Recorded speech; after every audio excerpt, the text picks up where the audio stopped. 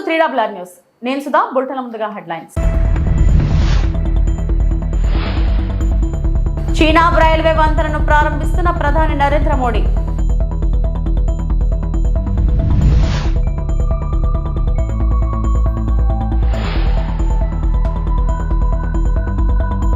ఏపీలో mega DSC పరీక్షలు ప్రారంభం.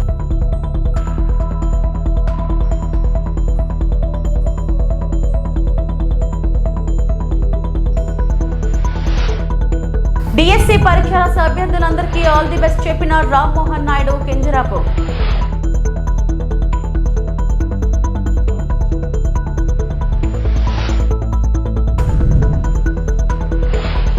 రాజ్యసభ ఎంపీగా కమల్ హాసన్ నామినేషన్ దాఖలు.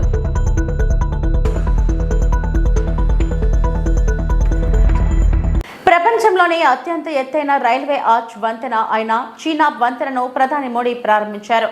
జమ్మూ కాశ్మీర్ ముఖ్యమంత్రి ఓమర్ అబ్దుల్లాతో కలిసి మోడీ వంతెన రిబ్బన్ను కట్ చేశారు. తర్వాత మోడీ వంతెనపై త్రివర్ణ పతాకాన్ని ఊపుతూ దేశభక్తిని ప్రదర్శించారు.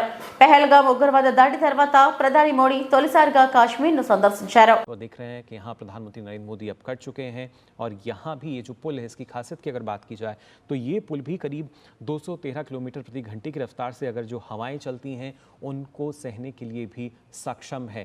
इस तरह के सेंसर जो हैं जो इसकी जानकारी देंगे तो 213 किलोमीटर तक अगर हवाओं की रफ्तार है तब भी कोई फिक्र की बात यहाँ पर नहीं है। और उसके साथ साथ तेज तीव्रता का अगर भूकंप आता है तो उसका सामना करने के लिए भी जो अंजी पुल है, अंजी ब्रिज है, वो पूरी तरीके से तैयार है। आधुनिक क्षमता जो है वो आप देख सकते हैं किस तरीके से इसको तैयार किया गया है। अलग अलग पहलुओं का ध्यान दिया गया और जैसा कि लगातार हमारे साथ जो खास मेहमान उन्होंने बताया कि हर कदम के बाद लगातार जांच की जा रही थी, हर एक पहलू की जांच की गई और उसके जो परिणाम हैं वो आज हम सबके सामने हैं। तस्वीरें आप देख रहे हैं अंजी खड्ड पुल की, वहाँ पर जहाँ पर पहला केबल स्टैंड रेलवे पुल बनाया गया, उद्घाटन हो चुका है। प्रधानमंत्री नरेंद्र मोदी ने इसे देश को समर्पित किया। ये जो चिनाब नदी आप देख रहे थे उससे पहले जो सबसे ऊंचा पुल आपने देखा उसके दक्षिण में एक गहरी अंजी नदी घाटी है और ये पूरा का पूरा जो ब्रिज है वो ऊधमपुर, श्रीनगर और बारामूला रेल लाइन के जरिए जो पूरा कटरा का क्षेत्र है, बनिहाल खंड को एक साथ जोड़ता हुआ नजर आता है। हिमालय की तस्वीरें आपको स्पष्ट इस वक्त दिख रही होंगी। सर्दियों के मौसम में बर्फ की ढकी चोटियों से ये और भी आकर्षक हो जाएंगी, इसका यकीन आपको रखना होगा। नदी तल से आप देखें तो ऊंचाई 331 मीटर, चौड़ाई 725 मीटर और केंद्र में वाई आकार का एक मजबूत स्तंभ हिमालय की खूबसूरत वादियों में भारत की सशक्त नींव को पूरी दुनिया के समक्ष रखता हुआ। नींव से अगर हम ऊंचाई देखें तो 193 मीटर और केबल स्टैंड की कुल प्रभावशाली अगर 96 केबल्स की हम बात करें, अगर एक लाइन में अगर आप उनको बिछा दें तो ये करीब 653 किलोमीटर लंबी हो जाती हैं ये हाई टेंसिल केबल्स, जिन पर ये पूरा का पूरा पुल टिका हुआ है। और सबसे बड़ी बात, सबसे महत्वपूर्ण बात ये कि इसे सिर्फ और सिर्फ 11 महीनों में ही पूरा किया गया। तो आज दो बड़ी परियोजनाएं भारतीय रेलवे के इतिहास की अब देश के सम्मुख रखी जा चुकी हैं, देश को समर्पित की जा चुकी हैं और पूरी दुनिया के सामने ये दो नए कीर्तिमान, दो नए मील के पत्थर एक ऐसे सशक्त नींव के रूप में आज स्थापित कर दिए गए हैं प्रधानमंत्री नरेंद्र मोदी के कर कमलों द्वारा, जो लंबे लंबे समय तक भारत की और भारतीय रेलवे की जो कीर्ति पताका है उसको लंबे समय तक इसी तरह से क्षितिज पर फहराती हुई नजर आएंगी।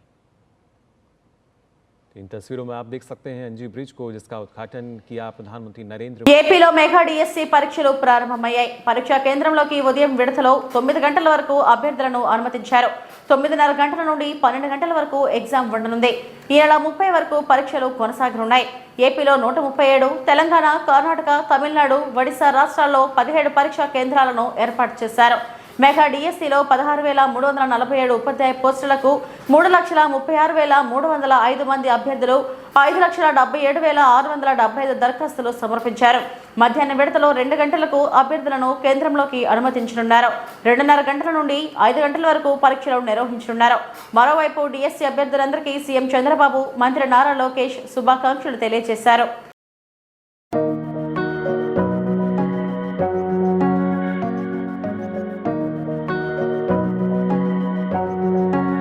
ఎన్నికల ముందు ఎన్డీఏ కూటమి ఇచ్చిన హామీ మేరకు 16,347 ఉపాధ్యాయ పోస్టుల భర్తీకి సంబంధించిన మెగా డిఎస్సి నోటిఫికేషన్ ప్రక్రియ అధికారికంగా ప్రారంభమైంది. ఈ రోజు రాష్ట్ర వ్యాప్తంగా డిఎస్సి పరీక్షలు ప్రారంభమయ్యాయి. గౌరవనీయ ముఖ్యమంత్రి నారా చంద్రబాబు నాయుడు ముఖ్యమంత్రి అయిన వెంటనే సంతకం చేసిన తొలి ఫైల్ ఇదే కావడం గర్వకారణం. ఇది యువత భవిష్యత్తుపై ఆయనకు ఉన్న నిబద్ధతను ప్రతిబింబిస్తుంది. పరీక్షా ప్రక్రియను పారదర్శకంగా, వేగంగా, సమర్థవంతంగా నిర్వహించేందుకు అహర్నిశలు శ్రమించిన నారా లోకేష్ కి హృదయపూర్వక కృతజ్ఞతలు. పరీక్ష రాసే అభ్యర్థులందరికీ ముందుగా ఆల్ ది బెస్ట్ చెప్పిన రామ్మోహన్ నాయుడు కింజరపు. అందరికీ నమస్కారం. రాష్ట్ర వ్యాప్తంగా నేటి నుండి డిఎస్సి పరీక్షలు రాస్తున్న అభ్యర్థులందరికీ ముందుగా ఆల్ ది బెస్ట్. ఒక టీచర్ అంటే సమాజం ఎంతో గౌరవిస్తుంది. అలాగే సమాజ నిర్మాణంలో కూడా వారి పాత్ర ఎంతో ముఖ్యమైనది. అందుకని యువత కూడా డిఎస్సి పరీక్ష ద్వారా టీచర్లు అవ్వాలని పట్టుదలతో కృషి చేస్తారు. కానీ గత ప్రభుత్వ కాలంలో మెగా డిఎస్సి నిర్వహిస్తామని యువతను నమ్మించి మాయమాటలు చెప్పి ఒక్క డిఎస్సి పరీక్ష కూడా నిర్వహించకుండా 5 సంవత్సరాలు యువత విలువైన సమయాన్ని వృధా చేసి వాళ్ళ భవిష్యత్తుని పూర్తిగా ప్రశ్నార్థకరంగా మార్చారు. అదే సమయంలో మేము ప్రతిపక్షంలో ఉన్నప్పుడు నారా లోకేష్ అన్న సారథ్యంలో జరిగిన యువగలం ద్వారా డిఎస్సి అభ్యర్థుల తాలూకా సమస్యలు తెలుసుకొని వాళ్ళకు అండగా నిలబడి వాళ్ళ తరపున పోరాటం చేశాం. ఎన్నికల హామీగా చంద్రబాబు నాయుడు గారు మెగా డిఎస్సి నిర్వహిస్తామని ఆనాడు వాగ్దానం కూడా చేశారు. ఎందుకంటే చంద్రబాబు నాయుడు గారు రాష్ట్రం అభివృద్ధి చెందాలనంటే విద్యా వ్యవస్థ బలంగా ఉండాలని నమ్మే వ్యక్తి. అందుకే ఆయనకి డిఎస్సి యొక్క ప్రాధాన్యత కూడా తెలుసు. చరిత్ర చూసుకుంటే రాష్ట్రంలో 16 డిఎస్సి పరీక్షలు జరిగితే అందులో 12 తెలుగుదేశం పార్టీ హయాంలోనే జరిగాయి. అందులో 9 సార్లు చంద్రబాబు నాయుడు గారు స్వయంగా ముఖ్యమంత్రిగా ఉన్నప్పుడే జరిగాయి. ఇంక్లూడింగ్ 2018లో జరిగిన లాస్ట్ డిఎస్సి కూడా ఆయన హయాంలో జరిగింది. మీ యొక్క సపోర్ట్తో, కోట్లాది మంది ప్రజల తాలూకా ఆశీస్సులతో కూటమి ప్రభుత్వం అధికారంలోకి వచ్చిన తర్వాత ఇచ్చిన మాట నిలబెట్టుకునే విధంగా చంద్రబాబు నాయుడు గారు 16,347 పోస్టులతో మెగా డిఎస్సి నోటిఫికేషన్ పైన మొట్టమొదటి సంతకం పెట్టారు. నేను కూడా శ్రీకాకుళం జిల్లాలో పోటీ పరీక్షలు ప్రిపేర్ అవుతున్న అభ్యర్థులకి సపోర్ట్ చేయడానికి ఎర్రన్న విద్యా సంకల్పం అనే కార్యక్రమం ద్వారా పరీక్షలు నిర్వహించి వాళ్ళకి కావలసిన బుక్ సెట్స్ డిస్ట్రిబ్యూట్ చేశాం. మాక్ టెస్ట్ కూడా నిర్వహించాం. ఈ పరీక్షల సమయంలో డిఎస్సి అభ్యర్థుల తాలూకా పట్టుదల, కృషి నేను కల్లారా చూశాను. ముఖ్యంగా కొంతమంది మహిళలు చంటి పిల్లలతో వచ్చి మరీ పరీక్ష రాశారు. నాకు ఆశ్చర్యం కలిగించిన విషయం ఏంటంటే ఈ మాక్ టెస్ట్లకి సుమారు 85% మహిళలే హాజరయ్యారు. దీన్ని బట్టి మనకు అర్థమవుతుంది ఉద్యోగం సాధించాలనే ఉత్సాహం మహిళల్లో ఎంత ఉందని. అలాగే రాష్ట్రంలో ఎంతోమంది నాయకులు లోకేష్ అన్న గారిని స్ఫూర్తిగా తీసుకొని కోచింగ్ క్లాసెస్, మాక్ టెస్ట్ ఇలా ఎన్నో కార్యక్రమాలు చేశారు. మీకోసం, మీ విజయం కోసం. ఆ విజయాన్ని అందించుకునే సమయం ఇప్పుడు వచ్చింది. మీ కష్టం, మీ శ్రమ, మీ కుటుంబ సభ్యుల సహకారం మీకు అందరికీ కూడా తోడుగా ఉంటాయి. ధైర్యంగా పరీక్షలు రాసి మీరు కోరుకున్న విజయాన్ని అందుకోవాలని మనస్ఫూర్తిగా కోరుకుంటున్నాను. మీ కలలను సాకారం చేసుకునే ఈ ప్రయాణంలో మేము ఇప్పుడు కూడా మీకు తోడుగా ఉంటాం. Once again I wish you all the best. నమస్కారం.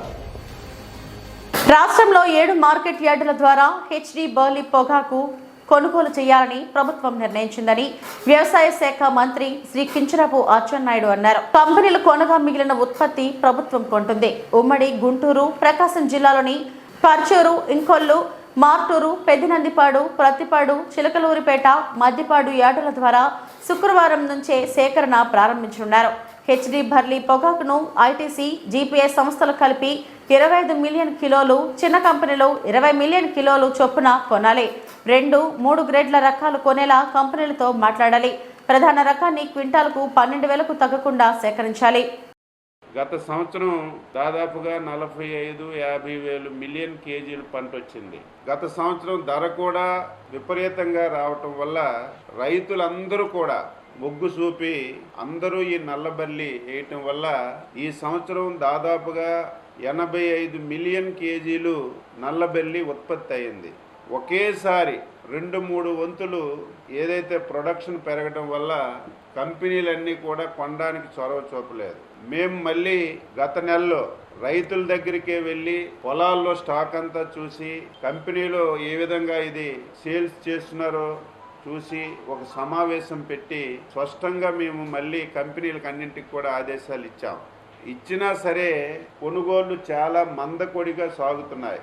మేము ఏదైతే గుంటూరు వ్యవసాయ యూనివర్సిటీలో సమావేశం పెట్టినప్పటి నుంచి ముఖ్యమంత్రి గారు రివ్యూ చేసిన తర్వాత ఈ రోజు వరకు దాదాపుగా జీపీఐ కానీ ఐటీసీ కానీ మిగిలినటువంటి కంపెనీలన్నీ కూడా 25 మిలియన్ కేజీలు ఇంతవరకు కొనబడింది. అంటే 85 మిలియన్ కేజీలు పొగాకులో 25 మిలియన్ కేజీలు పొగాకే కొనబడింది. మిగిలిన పొగాకంతా కూడా పొలాల్లో ఉండడం వల్ల వర్షాలు పడడం వల్ల దీనన్నింటికి మించి అసలు కంపెనీలు కొంటాయా లేదా, మేము చాలా పెట్టుబడులు పెట్టాము అని చెప్పి రైతులందరూ ఆందోళన చెందుతున్నారు. ఇటువంటి సందర్భంలో మళ్ళీ ముఖ్యమంత్రి గారు ఈవేళ సమావేశం పెట్టి స్పష్టంగా ఒక నిర్ణయం తీసుకున్నారు. ఏదైతే రిమైనింగ్ ఉన్నటువంటి నల్లబెల్లిని 2 కంపెనీలు జీపీఐ ఐటీసీ తప్పనిసరిగా 20-25 మిలియన్ కేజీలు నల్లబల్లి కొనాలని చెప్పి వాళ్ళకి స్పష్టంగా ఆదేశాలు ఇచ్చాం.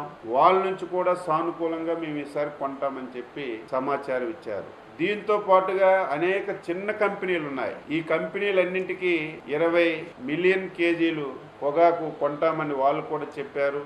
ఇవన్నీ కొన్న తర్వాత కూడా ఇంకా ఒక 20-25 మిలియన్ కేజీలు పొగాకు ఇంకా ఉండిపోతుంది. దీన్ని ఏం చేయాలని ఆలోచన చేస్తే మనకి రైతులు ముఖ్యం. ఎట్టి పరిస్థితుల్లో రైతులు ఇబ్బంది పడకూడదని ఈరోజు సమావేశంలో ముఖ్యమంత్రి గారు స్పష్టంగా ఆదేశాలు ఇచ్చారు. మిగిలిపోయినటువంటి ఈ 20-25 మిలియన్ కేజీలు నల్లబల్లి పొగాకుని మార్క్ ఫెడ్ ద్వారా ఇమీడియట్ గా కొనుగోలు చేయమని చెప్పి స్పష్టంగా ఆదేశాలు ఇచ్చారు. ఈ ఆదేశాలని రేపటి నుంచే అమలు చేస్తున్నాం. ఈ రాష్ట్రంలో 7 మార్కెట్ యార్డులను గుర్తించాం. పచ్చూరు, ఇంకొల్లు, ముద్దూరు, పెద్దనందిపాడు, పత్తిపాడు, చిలకలూరుపేట, మద్దిపాడు ఈ 7 మార్కెట్ యార్డుల్లో ఏదైతే మా మార్క్ ఫెడ్ నుంచి ఎవరైతే రిటైర్ అయినటువంటి అనుభవం. మాజీ సీఎం జగన్ తెనాలి పర్యటనపై aquacultural development authority chairman Anam Venkata Ramana Reddy ఘాటుగా విమర్శించారు. గంజాయి బ్యాచ్ రౌడీ షీటర్లు జగన్ కు చిన్నపిల్లలాగా కనిపిస్తున్నారని ఎద్దేవా చేశారు. తెనాలిలో రౌడీ షీటర్లను పరామర్శించిన జగన్ కు మానసిక స్థితి సరిగా లేదని విమర్శించారు. సీఎం చంద్రబాబు గురించి తప్పుగా మాట్లాడిన జగన్ క్షమాపణ చెప్పాలని డిమాండ్ చేశారు. మా పిచ్చోడు మా హాఫ్ టికెట్ అది సీఎం అనుకున్నాడు. తిక్కడా తిక్కనాయాలా అది సీఎం కాదురా, చీఎం. చీఎం అంటే నిన్ను చీ కొడుతున్నారనే విషయం జగన్మోహన్ రెడ్డి మన హాఫ్ టికెట్ గుర్తుపెట్టుకోవాలని కూడా మనవి చేస్తా ఉన్నా. ఈరోజు ఆ రోజు బాబు గారిని ఏదంటే అది ఏది రోడ్లో కొట్టాలా, చంద్రబాబు గారిని రోడ్లో కొట్టాలా అనే మాట జగన్మోహన్ రెడ్డి నోట్లో నుంచి వచ్చింది. ఈరోజు నేను అడుగుతున్నా, చంద్రబాబు నాయుడు గారి మీద సిబిఎన్ గారి మీద ఉండే కేసులు 24.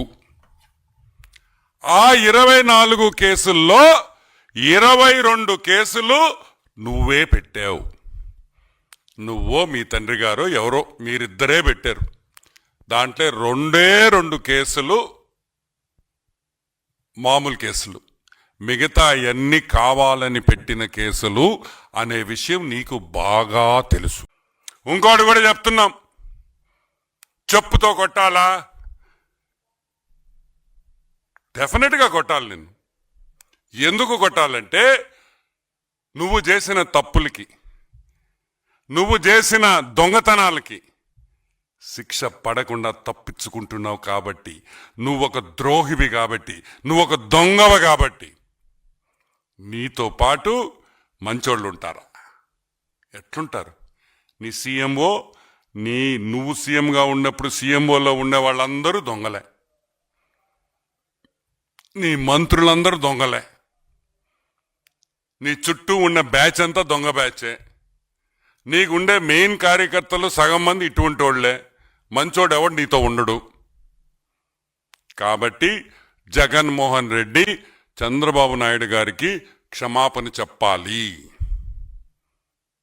క్షమాపణ చెప్పాలి అని మేము డిమాండ్ చేస్తున్నాం. మాటలు జాగ్రత్తగా రాని. నువ్వు గౌరవంగా మాట్లాడితే మేము గౌరవంగా మాట్లాడతాం, నువ్వు రెస్పెక్ట్ఫుల్గా మాట్లాడితే మేము రెస్పెక్ట్ఫుల్గానే మాట్లాడతాం. నువ్వు మాకు విలువిస్తే మేము మీకు విలువిస్తాం. చంద్రబాబు ఒక మ్యానిపులేటర్. వైఎస్ జగన్ అత్యంత ప్రజాదరణ కలిగిన నాయకుడు. రాజశేఖర రెడ్డి, ఎన్టీ రామారావు లాగా ప్రజలతో నేరుగా సంబంధం ఉన్న ప్రజానేత. జగన్ ని అరెస్టు చేస్తామంటూ లీకులు ఇస్తున్నారు. కూటమి ప్రభుత్వం అనుకున్నా జగన్ ను అరెస్టు చేయలేరు. అంబటి రాంబాబు, గుంటూరు జిల్లా వైఎస్ఆర్సీపీ అధ్యక్షులు. ఉన్నప్పుడు ఆయన సీఎంఓలో పనిచేసినటువంటి 2 అధికారుల్ని నువ్వు అరెస్ట్ చేశావు. అంతేకాదు, సీతారామాంజనేయులు గారు ఇంటెలిజెన్స్ చీఫ్ నువ్వు అరెస్ట్ చేశావు. రఘురామకృష్ణరాజు పెట్టిన కేసులో A1గా జగన్మోహన్ రెడ్డి గారిని ముద్దాయిగా పెట్టారు. అరెస్ట్ చేస్తావా, అరెస్ట్ చేయవా, వి విల్ సీ లేటర్. నువ్వు అరెస్ట్ చేయాలి అనుకున్నా కూడా సాధ్యం కానిటువంటి పరిస్థితులు వస్తాయి. జగన్మోహన్ రెడ్డి గారు ఈ రాష్ట్రంలో మరి మాట్లాడితే ఈ దేశంలో అత్యంత ప్రజాదరణ కలిగినటువంటి mass leader. Direct connection with public. Is not a manipulator. Direct connection with public. Like Indira Gandhi, like Rajasekhara Reddy, like NT Rama Rao. Leader and voter మధ్యన కనెక్షన్, డైరెక్ట్ కనెక్షన్ ఉన్నటువంటి నాయకుడు. నీలాగా మ్యానిపులేటర్ కాదు, నీలాగా 4గురిని కలుపుకుని వచ్చేటువంటి వ్యక్తి కాదు. అలాంటి వ్యక్తిని తప్పుడు కేసులు పెట్టి నువ్వు అరెస్ట్ చేయాలనుకుంటున్నావో లేదో కాలం నిర్ణయిస్తుంది. ఇప్పటికే ఆయనకి సంబంధించినటువంటి ధనంజయ రెడ్డి గారిని, కృష్ణమోహన్ రెడ్డి గారిని, ఇంటెలిజెన్స్ చీఫ్ని అరెస్ట్ చేశావు.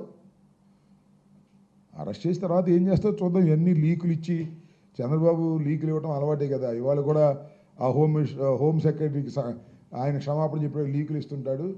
లీకులు ఇచ్చి పరిపాలన చేసే మనిషి is a manipulator. Time will decide later. June 19న తమిళనాడు నుండి 6 రాజ్యసభ స్థానాలు ఖాళీ కానున్నాయి.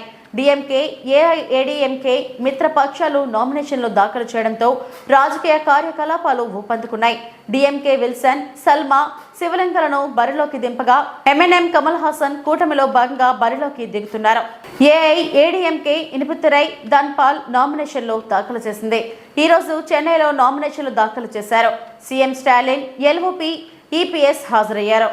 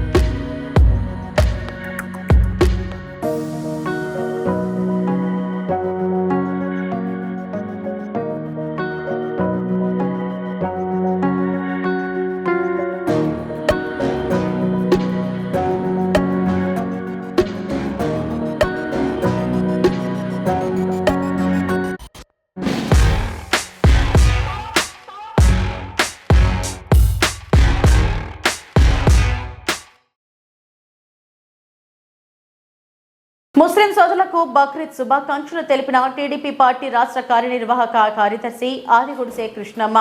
కర్నూలు జిల్లా ఆదోని పట్టణంలో టీడీపీ పార్టీ రాష్ట్ర కార్యనిర్వహణ కార్యదర్శి ఆదిగుడిసే కృష్ణమ్మ నివాసంలో విలేకరుల సమావేశంలో మాట్లాడుతూ నియోజకవర్గంలోని ముస్లిం సోదరులకు చుట్టుపక్కల గ్రామాల ముస్లిం సోదరులకు బక్రీద్ శుభాకాంక్షలు తెలిపారు.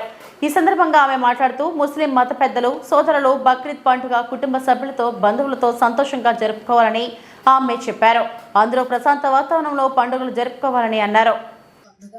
ప్రతి ఒక్కరు కూడా సంతోషంగా కుటుంబ సభ్యులతో జరుపుకోవాలని చెప్పి నేను మనస్ఫూర్తిగా ముస్లిం సోదరులకు కోరుకుంటున్నాను. అదేవిధంగా ఈ పండుగను ప్రశాంత వాతావరణంలో జరుపుకోవాలి, ఎటువంటి గొడవలు లేకుండా అందరం కూడా హ్యాపీగా ఈ పండుగ జరుపుకోవాలని చెప్పి మనస్ఫూర్తిగా కోరుకుంటున్నాను. నిన్ననే ఎస్పీ గారు ఆధ్వర్యంలో పీస్ కమిటీ మీటింగ్ జరిగింది. ఇక్కడ ఈ పీస్ కమిటీ మీటింగ్లో కూడా చాలా హోప్ఫుల్గా జరిగింది. హిందూ మత పెద్దలైతేనేమి ముస్లిం మత పెద్దలైతేనేమి అందరూ కూడా పాల్గొని ఆదోనిలో ఎస్పెషల్లీ ఆదోనిలో ప్రశాంతమైన వాతావరణం జరపాలని చెప్పి నిర్ణయించడం చాలా సంతోషదాయకం. కాబట్టి మంచి పేరుకి ఎందుకంటే బక్రీద్ అంటేనే ఒక త్యాగానికి గుర్తు అన్నమాట. ఎందుకంటే వాళ్ళు కుర్బానీని చేసుకున్న తర్వాత 3 భాగాలుగా విభజించి ఒకటి పేదలకు, ఒకటి మన బంధువులకు, ఇంకోటి తమ్మగా. అంటే నిజంగా ఈ పండుగలోగా ఒక మంచి విషయాన్ని తెలియజేస్తుంది. మనతో పాటు మన చుట్టుపక్కల ఉండే వాళ్ళు కూడా హ్యాపీగా ఉండాలి అనేది ఒక చాలా మంచి నిర్ణయం. కాబట్టి ఎవరి మత విశ్వాసం వాళ్ళకు ఉంటుంది. కాబట్టి ముస్లిం మత పెద్దలందరికీ కూడా నేను తెలియజేసుకుంటున్నాను, ప్రతి ఒక్కరు కూడా ఈ పండుగని హ్యాపీగా చేసుకోవాలని చెప్పి మనస్ఫూర్తిగా కోరుకుంటూ మరొక్కసారి బక్రీద్ శుభాకాంక్షలు. బడిబాట మన ప్రభుత్వ పాఠశాలలో మీ పిల్లలను చేర్పించండి, బంగారు భవిష్యత్తును ఇవ్వండి. ఈరోజు దౌలతాబాద్ మండలం సూరంపల్లి గ్రామంలో బడిబాట కార్యక్రమం నిర్వహించడం జరిగింది. స్కూల్ హెడ్ మాస్టర్ రామకృష్ణారెడ్డి ఆయన మాట్లాడుతూ పిల్లలు గవర్నమెంట్ స్కూల్లో చదువుకోవాలని, ప్రైవేట్ స్కూల్లో అధిక ఫీజులు వసూలు ఇస్తున్నామని, నిరుపేద కుటుంబాలకు అన్ని వర్గాల విద్యార్థులకు అందరూ గవర్నమెంట్ స్కూల్లో జాయిన్ కావాలని ఆయన పేర్కొన్నారు. ఇందులో అన్ని వసతులు విద్యార్థులకు పాఠ్య పుస్తకాలు, బట్టలు, మధ్యాహ్న భోజనం, విద్యా బోధన, మంచి వసతులు అన్ని గ్రామ గవర్నమెంట్ స్కూల్లో అన్ని సదుపాయాలు ఉన్నాయని తెలిపారు. ప్రోగ్రామ్ ఎందుకంటే మనకి ప్రైవేట్ స్కూల్కి ధీటుగా మనం ఇలాంటి కార్యక్రమాలు చేయడం ద్వారా మన స్కూల్ స్ట్రెంగ్తెన్ అవుతుంది అని గవర్నమెంట్ ఉద్దేశపూర్వకంగా మనకి ఈ ప్రోగ్రాం పెట్టడం జరిగింది. అయితే గవర్నమెంట్ ఇచ్చేటువంటి ప్రతి ఛాన్స్ మనకి మన విలేజ్ డెవలప్మెంట్ కోసమే కోరుకుంటుంది. కాబట్టి మన విలేజ్లో ఎలాంటి డ్రాప్అవుట్స్ లేకుండా, మనీ ప్రాబ్లమ్స్ లేకుండా ఇది సద్వినియోగం చేసుకోవాలి అని ప్రభుత్వ ముఖ్య ఉద్దేశము. మరి నేను ఒక అంగన్వాడీ టీచర్గా చెప్పేది ఏంటంటే, మా దగ్గర పిల్లల్ని మేము అడ్మిట్ చేసుకునేది 30 నెలల పిల్లల నుండి 60 నెలల పిల్లల వరకు మేము స్కూల్కి అడ్మిషన్ చేసుకుంటున్నాం. మా ముఖ్య ఉద్దేశం ఏంటంటే పిల్లల ఆరోగ్యము, తల్లుల ఆరోగ్యము మరియు విద్య. ఆ విద్య ఆటపాటలతో కూడుకున్నటువంటి విద్య. ఆటపాటలలో ముఖ్యంగా మేము నేర్పేది మంచి అలవాట్లు, ఆటలు, పాటలు, సృజనాత్మకత, శాస్త్రీయ పరిజ్ఞానం, సంసిద్ధత ఇలాంటివి మేము ముఖ్యంగా పిల్లలకు నేర్పిస్తున్నాం. అయితే మన తల్లులకు ఉద్దేశం ఏంటి అంటే, ప్రైవేట్ స్కూల్లో రాస్తున్నారు, బుక్స్ మెయింటైన్ చేస్తున్నారు, అట్లా వీళ్ళు రాయడం లేదు, ఇంటికి వచ్చి హోంవర్క్ చేయడం లేదని తల్లుల్లో ఒక అపోహ ఉంది. ఆ అపోహను ముఖ్యంగా తొలగించి పిల్లలకు మేము అక్కడ నేర్పించేది ఏంటి, ఆటలతోని ఎలాంటి ఫౌండేషన్ అవసరమో అలాంటి ఫౌండేషన్కి సంబంధించినవి మేము నేర్పిస్తున్నాం. కానీ అది బయట ఎక్స్ప్రెస్ చేయలేము కదా, అది ఎప్పుడు ఉపయోగించుకోవాలో అప్పుడు ఉపయోగించుకుంటారు పిల్లలు. అయితే ఇంకొకటి, మనకి ఇల్లు కట్టడానికి పునాది ఎంత ముఖ్యమో అలాంటి పునాది మా అంగన్వాడీ స్కూల్ నుండే మేము స్టార్ట్ చేయడం జరుగుతుంది. ఆ పునాది గట్టిగా ఉంటేనే ఇల్లు బాగుంటుంది. పిల్లర్స్ ఫస్ట్, పునాది ఫస్ట్, తర్వాత పిల్లర్స్. ఆ పునాది మేము అంగన్వాడీ చేస్తే పిల్లర్స్ గవర్నమెంట్ స్కూల్ వాళ్ళు వేస్తుంది. కాబట్టి గవర్నమెంట్ నుండి వచ్చే ప్రతి ఒక్క అవకాశాన్ని దుర్వినియోగం చేసుకోకుండా ఉపయోగించుకొని అందరం తోడ్పడదామని కోరుకుంటున్నాం. తిరుపతి శ్రీ గోవిందరాజ స్వామి బ్రహ్మోత్సవాల్లో 4వ రోజైన గురువారం రాత్రి స్వామివారు సర్వభూపాల వాహనంపై భక్తులను కటాక్షించారు. రాత్రి 7 గంటలకు వాహన సేవ ప్రారంభమైంది. భక్తులు అడుగడుగున కర్పూర హారతులు సమర్పించి శ్రీవారిని దర్శించుకున్నారు. సర్వభూపాల వాహనం యశోప్రాప్తి. సర్వభూపాల అంటే రాజులందరూ అని అర్థం. వీరిలో దీకాల్పలకులు కూడా చేరుతారు. వీరందరూ స్వామివారిని తమ భుజస్కంధాలపై హృదయంలో ఉంచుకొని సేవిస్తారు. తద్వారా వారి పాలనలో ప్రజలు ధన్యులవుతారు అనే సందేశాన్ని ఈ వాహన సేవల నుంచి గ్రహించవచ్చు. వాహన సేవలో తిరుమల పెద్ద జిఆర్ స్వామి, చిన్న జిఆర్ స్వామి, FAN CAO ఓ బాలాజీ, డిప్యూటీ ఈఓ విఆర్ శాంతి, ఏఈఓ మునికృష్ణారెడ్డి, AVSO మోహన్ రెడ్డి, పలువురు అధికారులు, శ్రీవారి సేవకులు, భక్తులు పాల్గొన్నారు.